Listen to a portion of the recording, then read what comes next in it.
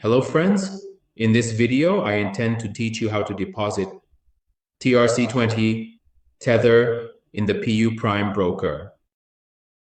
At the top section you click on deposit. In this section, you register your desired currency, along with the amount, keeping in mind that the minimum deposit is $50. And finally, you click on continue. In the next section, you select your deposit method, and we chose TRC20 Tether. And you click on continue.